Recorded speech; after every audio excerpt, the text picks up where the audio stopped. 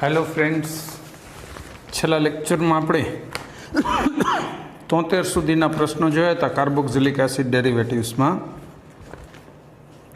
72 નંબરનો પ્રશ્ન બાકી હતો. પહેલાં એની જ વાત કરી દઈશું. બરાબર?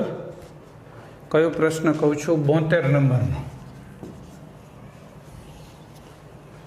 યુરિયાને ધીમે ધીમે ગરમ કરતાં ખાલી જગ્યા મળે છે.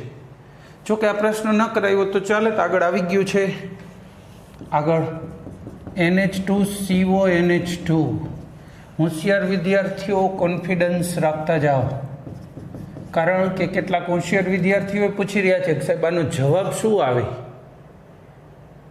2-3 વાર આવી ગયું છે ઓછામાં ઓછું. જો પછી એ જવાબ મને પૂછ્યા પછી જ થતો હોય તો તમારો કોન્ફિડન્સ ઘટ્યો કહેવાય.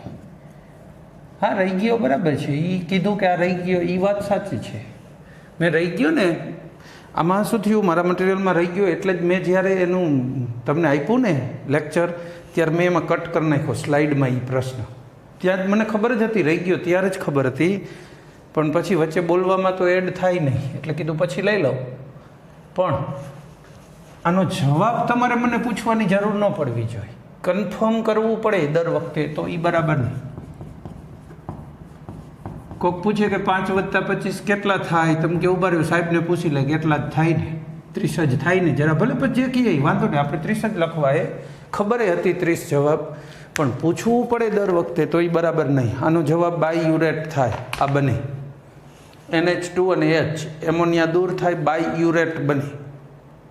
આ પાછું અગાઉ ના આવ્યું હોય ને તમે કન્ફર્મ કરવા પૂછતા હોય તો બરાબર, બાકી યુરિયા તો આવી ગયું છે. યુરિયાને ગરમ કરવાથી આ બને. એટલે આપણો જવાબ શું રહેશે? B option, second. Correct, biuret. નામે આવી ગયું છે અને આ પ્રક્રિયા મેં અગાઉ લખેલી જ, મને યાદ છે. ખેર, કશો વાંધો નહીં, ધ્યાન રાખો. આગળ આવી ગયું હોય તો આપણે કોન્ફિડન્ટ હોવા જોઈએ, હોશિયાર હોય. જે નબળા છે ને એને ખબર જ નથી કે આગળ આવી ગયું, એના માટે વાત અલગ છે, એ લોકો પૂછી શકે. બાકી હોશિયારે એ ખાલી ઇન્ફોર્મ કરવાનું હતું કે 72 રહી ગયું. જો કે ઇન્ફોર્મ તમને ખબર પડી જાય છે, મેં પહેલાં મહિનો તો મૂક્યો પ્રશ્ન એટલે, પણ છતાં ઇન્ફોર્મ કરો ત્યાં સુધી બરાબર છે. પૂછો જ્યારે કે આનો જવાબ આ આવે, શું આવે, દેટ્સ નોટ પ્રોપર. 74મો પ્રશ્ન, આગળ તો વધવાનું જ નહીં, બરાબર. 74મો પ્રશ્ન, H2SO4ની હાજરીમાં નીચે પૈકી કયા સંયોજનની એસિટિક એનહાઇડ્રાઇડ સાથે પ્રક્રિયા કરતા એસ્પિરિન મળે? એસ્પિરિન બનાવવું હોય તો સેલિસિલિક એસિડ જોઈ, સેલિસિલિક એસિડમાંથી બની જાય. એનું એસિટિલેશન કરીએ તો જો પ્રક્રિયા આપો. પણ એકવાર પછી બીજી વાર આના જેવું એને લગતું એની બાબતો આવે ને તો ધ્યાનમાં આવી જ જવું જોઈએ, ઓર્ગેનિકમાં ખાસ. કારણ કે દર વખતે બેઠા પ્રશ્નો ન પૂછાય. તમારો કોન્ફિડન્સ ચેક કરવા માટે એવા જ પ્રશ્નો પૂછે. તમારો કોન્ફિડન્સ તો હોવો જોઈએ ને.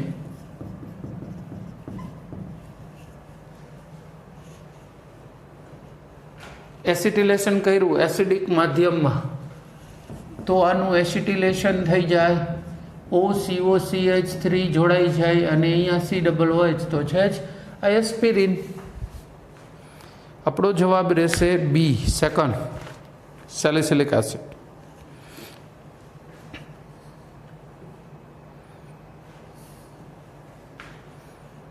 પછી 75, PCl5ની નીચે પૈકી કોની સાથે પ્રક્રિયા કરતા એસાઇલ હેલાઇડ મળે છે?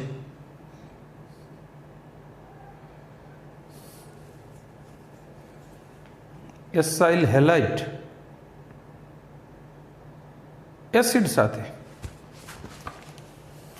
કોમન પ્રક્રિયા, CH3COOH PCl5, આનું ક્લોરિનેશન થઈ જાય, CH3COCl એસાઇલ હેલાઇડ બની ગયું, HCl અને POCl3 થઈ ગયું.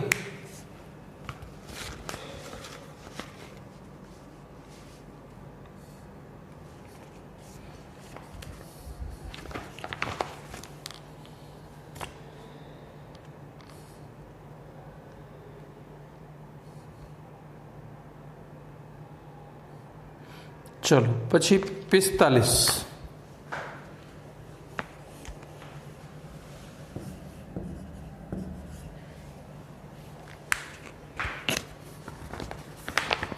વિકલ્પોમાં કૌંસમાં આપેલ ગુણધર્મને અનુલક્ષીને નીચે પૈકી કયો ક્રમ ખોટો છે? જે ગુણધર્મ કૌંસમાં આપ્યો ને એને અનુલક્ષીને ક્રમ ચેક કરવાનો. બરાબર. ચાલો પહેલું એસિડિક પ્રબળતાનો ક્રમ છે. ફોર્મિક સૌથી વધુ એસિડિક અને પ્રોપેનોઇક પરફેક્ટ છે. કાર્બનની ચેઇન વધતી જાય, એસિડિકતા ઘટતી જાય, પરફેક્ટ. બીજું ફ્લોરો એસિડિક, ક્લોરો ને બ્રોમો, બરાબર છે. હેલોજનમાં ઉપરથી નીચે આવો માઇનસ આ અસર ઘટતી જાય એટલે એસિડિકતામાં થતો વધારો ઘટતો જાય, મતલબ ક્રમ બરાબર છે. ત્રીજો એસિડિક પ્રબળતાનો બેન્ઝોઇક એસિડ પ્રબળ, પછી ફિનોલ ને પછી સાયક્લોહેક્ઝેનોલ એટલે આલ્કોહોલ, બરાબર છે. ત્રણેય સાચા હોય તો જવાબ ડી જ હોય, છતાંય ચેક કરીએ. બેઝિક પ્રબળતા માટે એનિલિન, સાયક્લોહેક્ઝાઇલ એમાઇન અને બેન્ઝામાઇડ, બરાબર. ખરેખર સાયક્લોહેક્ઝાઇલ એમાઇન હોય ને, એલિફેટિક એમાઇન કહેવાય, એ વધુ બેઝિક હોય. પછી એનિલિન અને બેન્ઝામાઇડ તો એમ્ફોટેરિક હોય, ઉભય ગુણધર્મ, એટલે એ બેઝિકતામાં સૌથી છેલ્લે આવવો જોઈતો હતો. ટૂંકમાં ડી જવાબ, એમાં ખોટો ક્રમ છે, બરાબર. ચાલો ત્યાર પછી 77 ઇથેનોલની કોની સાથે પ્રક્રિયા કરતા ફળ જેવી સુગંધ ધરાવતું સંયોજન મળે છે? એસિડ સાથે એસ્ટર બને ને, એસ્ટરની ફળ જેવી સુગંધ હોય. કોની પ્રક્રિયા કીધી? ઇથેનોલ, C2H5OH વત્તા HOOCCH3. આમાંથી H અને OH દૂર થાય, પાણી, અને બીજું શું બને? C2H5OCOCH3 એસ્ટર. આની ફળ જેવી મીઠી સુગંધ આવી. દ્વિમાર્ગી પ્રક્રિયાઓ એસિડિક માધ્યમમાં થાય.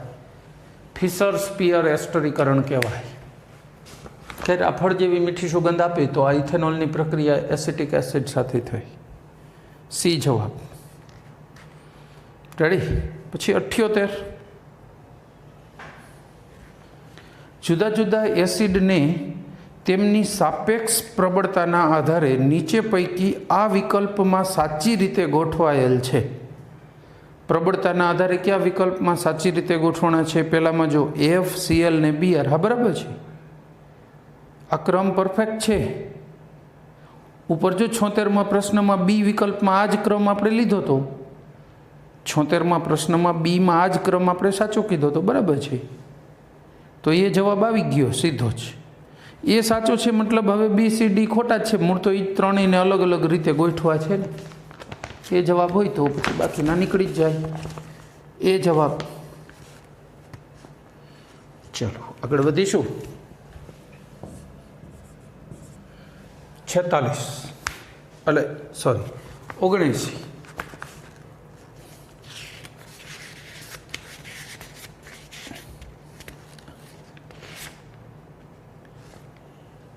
દિવાળી પહેલાં શક્ય હોય તો આ ચેપ્ટર પૂરું કરીએ, બરાબર. એટલે દિવાળીમાં ચેપ્ટર અધૂરું ન જાય. દિવાળી પછી આવો ત્યારે નવું ચેપ્ટર. 79 એસિટેમાઇડની NaOBr સાથે પ્રક્રિયા કરતા નિપજ કઈ મળે? ચલો એસિટેમાઇડ CH3CONH2, આની કહેવાય એસિટેમાઇડ. પ્રક્રિયા કોની સાથે કરવી છે? NaOBr. ખબર છે આ કોનો પ્રક્રિયક છે? હોફમેન બ્રોમેમાઇડ પ્રક્રિયાનો પ્રક્રિયક છે. હોફમેન બ્રોમેમાઇડનો પ્રક્રિયક છે NaOBr. હોફમેનમાં શું થાય? આ CH3 અહીંયા નાઇટ્રોજન ઉપર શિફ્ટ થાય તો CH3NH2 મળે. વચ્ચેથી CO ગાયબ કરી દેવાનો, એમાંથી Na2CO3 બની જાય. કે અત્યારે કાંઈ બનાવવાની જરૂર નથી, આપણે સીધું આ લખ દો ને. શું કહે? આપણો જવાબ રહેશે મિથાઇલેમાઇન, સી જવાબ. કરેક્ટ. આગળ વધીશું. 80 નીચે પૈકી કયો ફેટી એસિડ રિડ્યુસિંગ ગુણધર્મ ધરાવે છે? રિડ્યુસિંગ ગુણધર્મ ધરાવે છે, જોઈ લઈએ.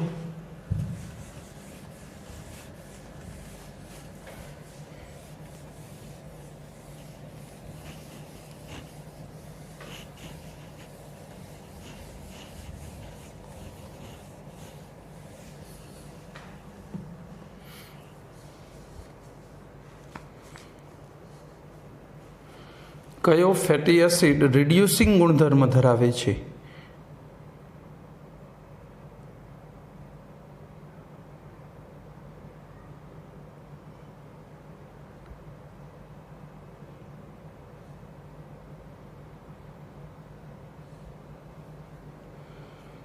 પ્રશ્નમાં એક મિસ્ટેક કહેવાય, બહુ માઇનોર, જોકે છે ઇંગ્લિશ મીડિયમમાં ફેટી એસિડ જ લખ્યું છે. પ્રશ્ન પૂછ્યો છે એમાં એવું જ લખ્યું છે, પણ એ ખોટું કહેવાય. ફેટી એસિડ છે જ નહીં. આ ફેટમાંથી ક્યાં મળે છે? ફેટી એસિડ તો લોંગ ચેઇન એસિડ હોય, આમાં એકેય લોંગ ચેઇન નથી. એટલે આપણે તો એમ કહો ને, રિડ્યુસિંગ ગુણધર્મ કોણ ધરાવે? Formic acid. ટોલેન્સ પ્રક્રિયક, ફેલિંગ સોલ્યુશન, આ બેયનું રિડક્શન કરે છે અને સ્વયં ઓક્સિડેશન પામે છે. જે પોતે ઓક્સિડેશન પામતો હોય એને રિડ્યુસિંગ ગુણધર્મ ધરાવે છે એમ કહેવાય ને. રિડક્શન કરતા તો એને કહેવાય ને. ખાલી ફોર્મિક એસિડ એક જ એવો છે કે જે સ્વયં ફેલિંગ અને ટોલેન્સ સામે ઓક્સિડેશન પામે અને એ બેયનું રિડક્શન કરી શકે. બાકીના એસિડ તો રિડક્શન ન કરી શકે, પોતે ઓક્સિડાઇઝ નથી થતા ને એટલે આપણો જવાબ રહેશે ફોર્મિક એસિડ. પણ અહીંયા ફેટી એસિડ ન કહેવાય. કયો એસિડ રિડ્યુસિંગ ગુણધર્મ ધરાવે છે એમ જ પૂછવું એમ જોઈએ. પણ જે તે સમયે ફેટી શબ્દ ઉમેરેલો છે, મેં એટલે રહેવા દીધો, કારણ કે એનાથી કોઈ પ્રશ્નને બીજો કોઈ ફરક પડતો નથી. ફેટી હોય કે ન હોય શું ફેર પડે? આપણે તો આપ્યા એમાંથી ઓપ્શન આ રીતે મળી જ જાય છે. 81. મિથેનોઇક અને ઇથેનોઇક એસિડને નીચે પૈકી કયા પ્રક્રિયક દ્વારા અલગ કરી શકાય? મિથેનોઇક અને ઇથેનોઇક એસિડને ટોલેન્સ પ્રક્રિયક દ્વારા. એમોનિયામય સિલ્વર નાઇટ્રેટના દ્રાવણથી અલગ પાડી શકાય, કારણ કે મિથેનોઇક એસિડ ટોલેન્સ પ્રક્રિયા આપે છે, મતલબ સિલ્વર મિરર આપે અને એસિટિક ના આપે. બાકીના ઓપ્શન ઓટોમેટિક લાગુ ન જ પડે. એ જવાબ ઘણી બધી વાર આવી ગયું છે. એટલે આમાં શું ફેરવીને પૂછે એને જ પ્રેક્ટિસ કહેવાય ને. નહીંતર તો એક જ રીતે આવતું હોત તો પ્રશ્નોની પ્રેક્ટિસ ન હોત. હું તમને સીધા 100 પ્રશ્નો જ આપી દેત કે આ જોઈ કાઢો. પણ ફેરવીને કંઈક ચેન્જ સાથે થોડા ઘણા ફેરફારો સાથે આવે એ જ પ્રેક્ટિસ છે. એસ્ટરનું જળ વિભાજન કરતા એસિડ એ અને આલ્કોહોલ બી મળે છે. એ ફેલિંગ દ્રાવણનું રિડક્શન કરે છે અને બીનું ઓક્સિડેશન કરતા એ મળે છે. તો લીધેલ એસ્ટર ખાલી જગ્યા હશે.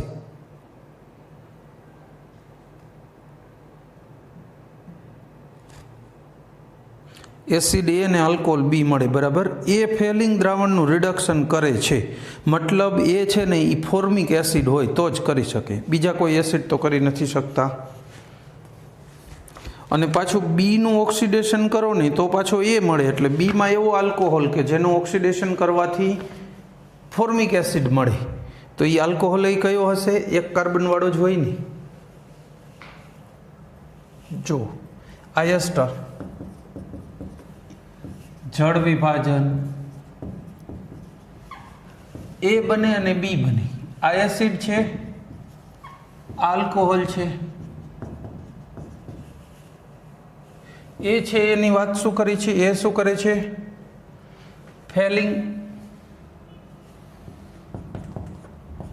ફેલિંગ કસોટી આપે છે. HCOOH હોઈ શકે, હાલો ને, ઈ જ છે પણ તોય આપણે હોઈ શકે લખીએ. આપણો એ બરાબર છે. બીનું ઓક્સિડેશન કરો તો શું મળે છે? એ.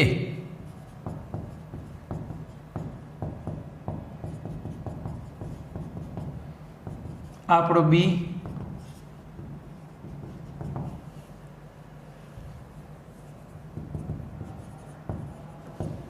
બી શું હોઈ શકે? CH3OH. તો આ બે ભેગા કરો, HCOOH અને CH3OH.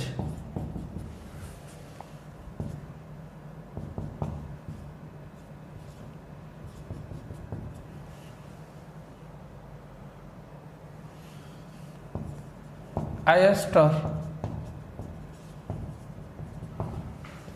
આ એ ને આ બી થઈ ગયો ને. જળ વિભાજનથી આ બની તો આને ભેગા કરો તો આ બનવો જોઈએ ને. તો આપણો આ એસ્ટર મળી ગયો. જવાબ શું જોતો હતો? તો લીધેલ એસ્ટર કયો હશે એ જ કહેવું હતું ને. તો એ મિથાઇલ ફોર્મેટ, અને મિથાઇલ ફોર્મેટ કહેવાય. તો આપણો જવાબ શું હશે? લીધેલો એસ્ટર મિથાઇલ ફોર્મેટ હશે. એ જવાબ. પરફેક્ટ. આગળ વધીશું.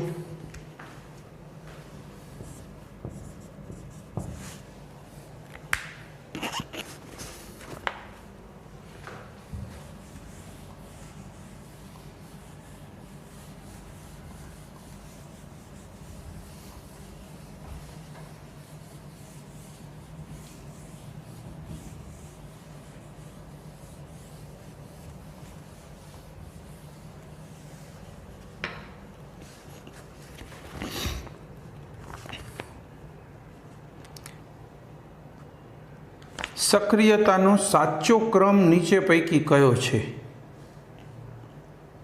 સૌથી સક્રિય કોણ કહેવાય ખબર છે? Acid chloride, RCOX. એવા ઓપ્શન રાખો, બાકીના કાઢી નાખો. પહેલું ને બીજું બે રહ્યા, બરાબર.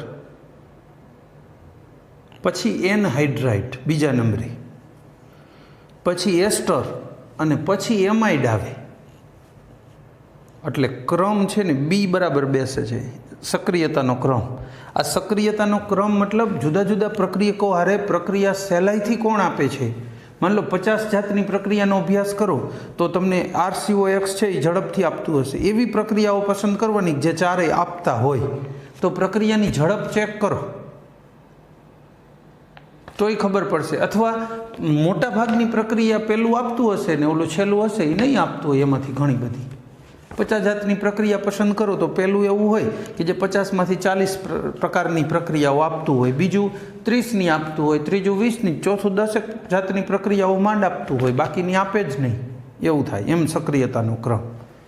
એટલે આપણો જવાબ રહેશે બી.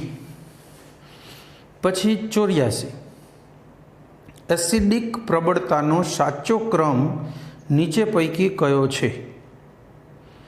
એસિડિક પ્રબળતા, બરાબર. સૌથી વધુ પ્રબળ એસિડ કયો કહેવાય?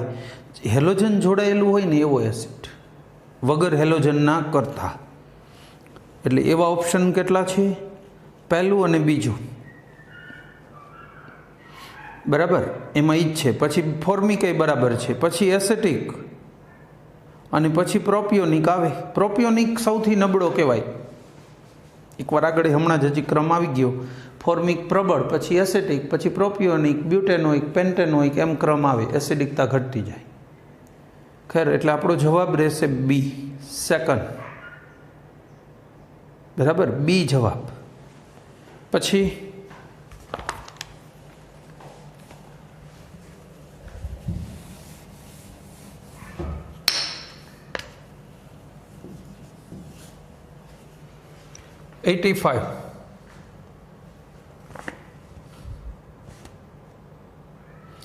આલ્કલી તરીકે કોસ્ટિક સોડાનો ઉપયોગ કરી ઇથાઇલ બેન્ઝોએટનું સાબુનીકરણ કરતાં શું મળે છે? ઇથાઇલ બેન્ઝોએટ,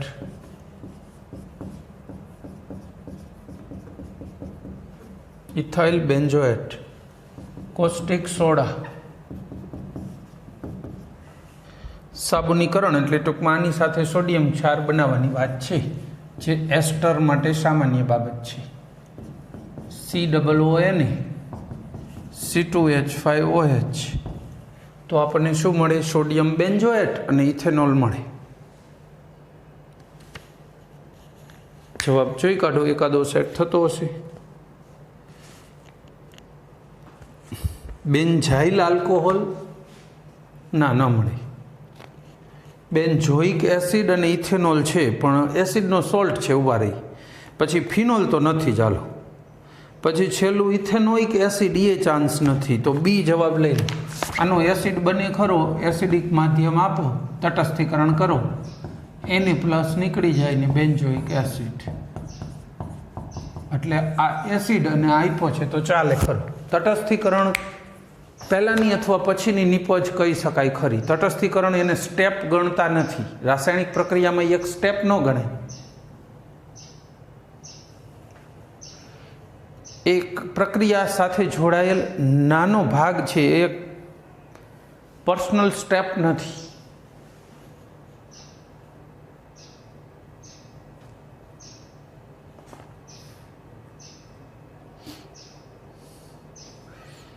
પછી 86 આલ્કલાઇન પોટેશિયમ પરમેંગેનેટ દ્વારા લેક્ટિક એસિડનું ઓક્સિડેશન કરતા ખાલી જગ્યા મળે છે.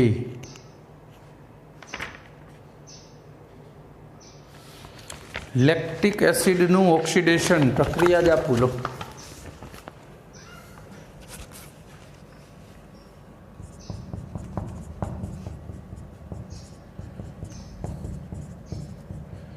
આ લેક્ટિક એસિડ થયો, જો આલ્ફા હાઇડ્રોક્સી એસિડ. આનું ઓક્સિડેશન કરો KMnO4.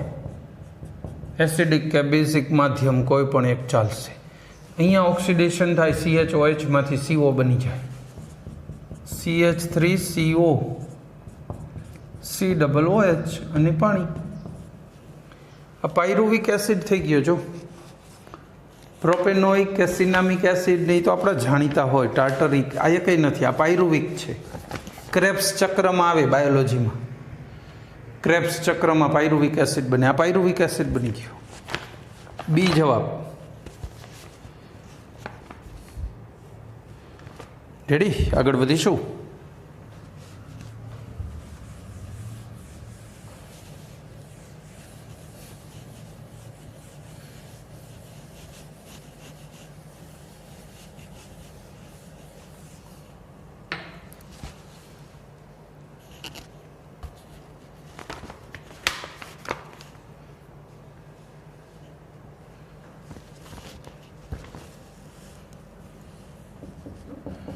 RCOOH, RCH2OH.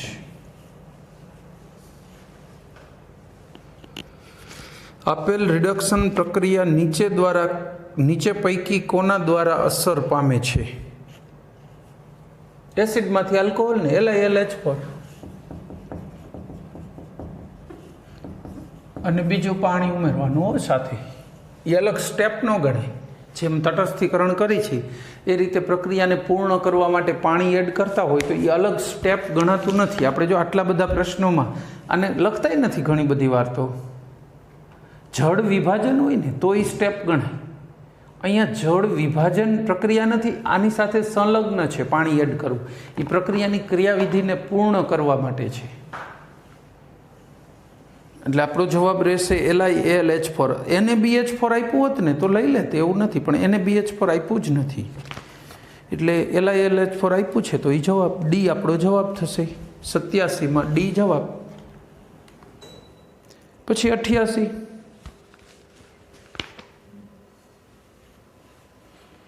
નીચે પૈકી કયા સંયોજનની FeCl3ના દ્રાવણ સાથે પ્રક્રિયા કરતા લાલ રંગનું દ્રાવણ આપે છે? FeCl3 આરે એસિટિક એસિડ. એસિડ હોય ને લાલ આપે દ્રાવણ, ફિનોલ હોય ને એ જાંબલી આપે. સમીકરણ એકમાં નહીં આવે. કેવો રંગ આપે છે? તટસ્થ FeCl3 સાથે. બસ એટલું જ. તો આપણો જવાબ રહેશે ડી. ડી આપણો જવાબ. રેડી? આગળ વધીશું. 89 યુરિયાની પરખ એટલે કસોટી. એમ પારખવું હોય લેબમાં કે આપેલો પદાર્થ યુરિયા છે તો તમે કઈ કસોટીથી એને ઓળખી શકો? બાયયુરેટ કસોટી.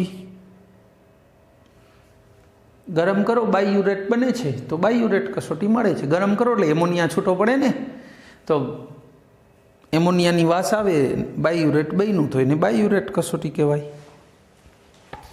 બરાબર? તો બાયયુરેટ કસોટીથી ઓળખી શકો. બાકીની કસોટી બીજા તત્વો માટે હોય, જેમ કે બેનેડિક્ટ કસોટી તો આલ્ડીહાઇડ માટે હતી, મુલિકન કસોટી આવે, પછી નીનહાઇડ્રીન એ પ્રોટીન માટે આવે. યસ, નીનહાઇડ્રીન કસોટી એવું અલગ અલગ આવતી હોય. બધાનું આપણે કામ નથી, પણ એવી રીતે આવે ખરી. પછી 90 C6H5COO CH3 LiAlH4 અને પાણી. હાલો આ પ્રક્રિયામાં મળતી કાર્બનિક નિપજ કઈ હશે? બરાબર, એ કહેવાનું છે. કહી દઈએ.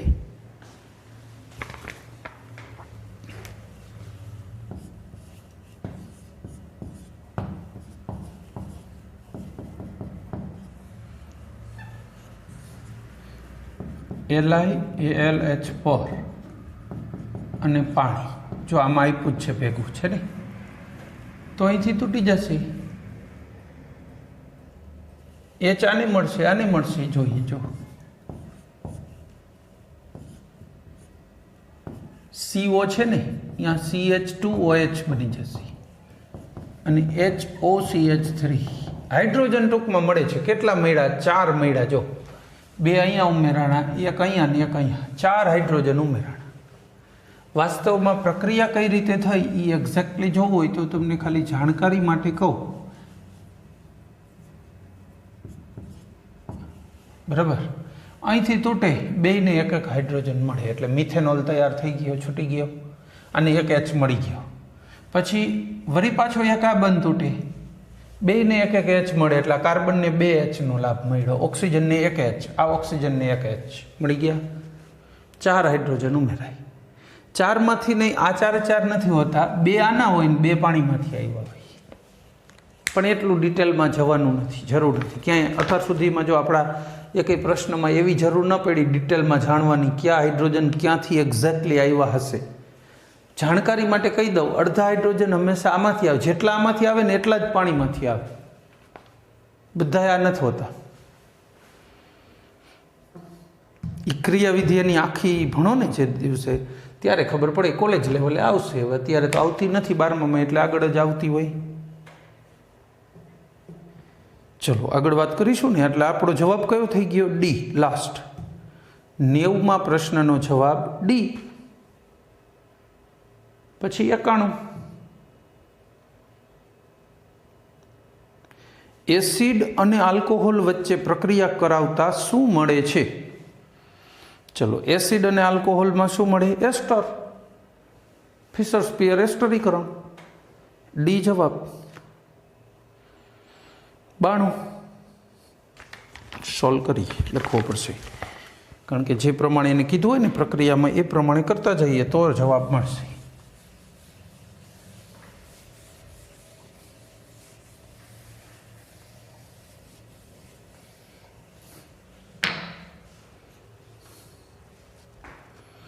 બેન્ઝોઇક એસિડને X સાથે ગરમ કરતા બેન્ઝીન આપે છે અને ફિનોલને Y સાથે ગરમ કરતા બેન્ઝીન આપે છે.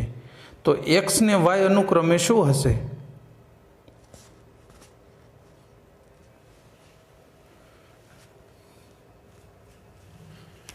Benzoic acid.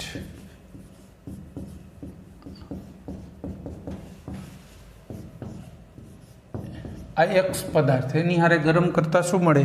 બેન્ઝીન. અને ફિનોલ ને Y સાથે, આ ફિનોલ, આ Y, આ બેન્ઝીન. તો X ને Y શું હશે? આ તો ઝીંક પાવડર હોય, ખબર છે ને, -ZNO થાય. આની હારે ગરમ કરો ને એટલે ZNO નીકળી જાય ને બેન્ઝીન બની જાય. એટલે આ એક તો પકડાઈ ગયો. હાલો, ઝીંક પાવડર હશે Y ઝીંક પાવડર હોય એવા ઓપ્શન કેટલા? એક જ છે, કોઈ પ્રશ્ન જ નથી. X સોડા લાઈમ, NaOH વત્તા CaO soda lime 3/1 soda lime.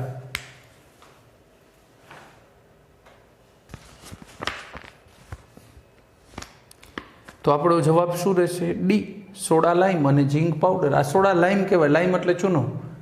Soda lime અને ઝીંક પાવડર. ડી જવાબ. રેડી? આગળ વધીશું.